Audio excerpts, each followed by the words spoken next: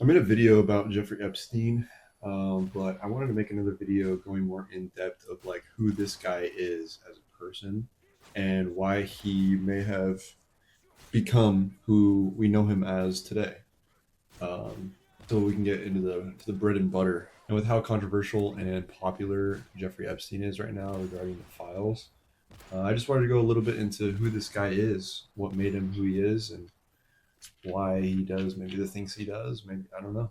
So this guy, Jeffrey Epstein, he was born in 1953 in Brooklyn, New York. He briefly worked as a teacher at the Dalton School, despite lacking a college degree. So this guy got into a very well-established university teaching math and physics without even a college degree. This guy must have charmed his way into positions, into meeting certain kinds of people. And in some kind of way, like maybe he was a genius because he was really good at marketing and selling himself. So much so, he kind of sold himself out. By the 1980s and 1990s, Epstein had positioned himself among the ultra wealthy. So he claimed to manage money for billionaires. He owned like really expensive properties, a mansion in Manhattan, a private island, Virgin Islands, known as a Little St. James, oddly enough. He had estates in Palm Beach, New Mexico, and Paris. This guy had so many crazy connections, and he kind of came out of nowhere. Yeah, so in 2005, police in Florida began investigating allegations that Epstein had sexually abusing underage girls. That's so crazy. The case led to a controversial 2008 plea deal in Florida, and instead of him facing federal charges that could have meant life in prison, this guy Epstein pleaded guilty to the state level charges of soliciting prostitution from a minor. And so he only served 13 months in jail with work release privileges. So that says a lot. So he was already into the kind of business of soliciting and prostitution and doing things that he shouldn't have been doing in 2005. Isn't that crazy? That was over 20 years ago. He gets in trouble in 2005, and it doesn't end there. After what everything has come out about Jeffrey Epstein, we'll get into it. And then in July 2019, Epstein was arrested again, this time on federal charges of sex trafficking minors. Sex trafficking minors. The indictment alleged a widespread operation involving the abuse and exploitation of young girls in multiple states. But just weeks later, on August 10th, 2019, Epstein was found dead in his jail cell at the Metropolitan Correctional Center in New York. I don't know. I don't think this guy died. I think this guy's still alive. This guy was definitely playing Fortnite a couple weeks ago. Somebody found on the internet.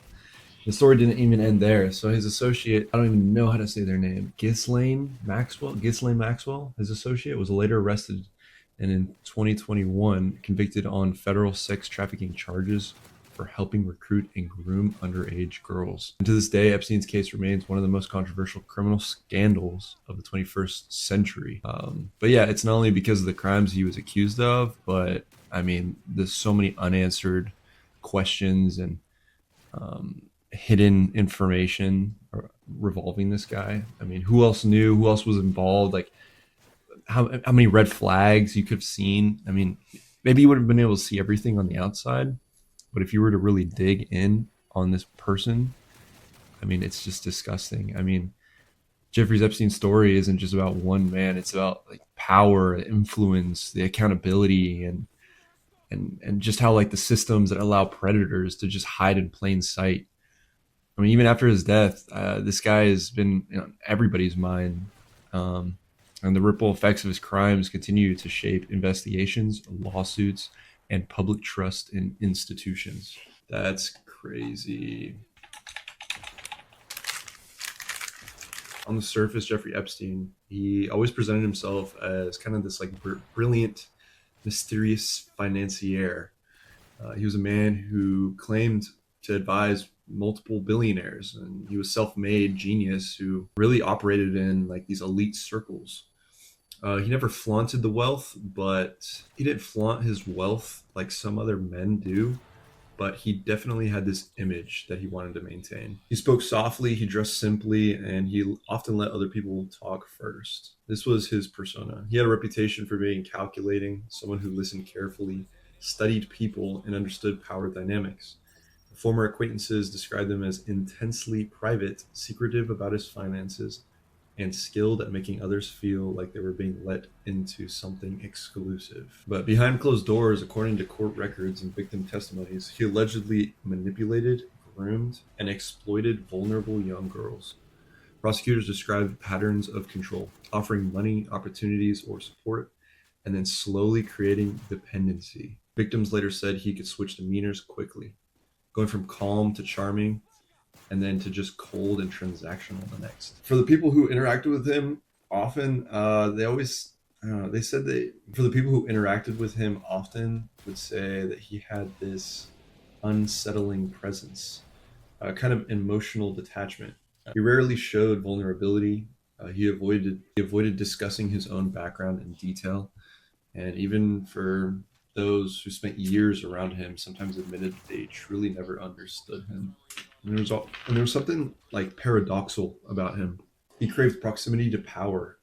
I mean, from knowing presidents to royalty, billionaires, he operated like in the shadows. He seemed to enjoy the influence more than the attention. He didn't seek celebrity status for himself. Instead, he embedded himself among those who already had it. And then after 2008, his conviction, many people expected him to just disappear, but he was able to re-enter these powerful circles. So who was Jeffrey Epstein?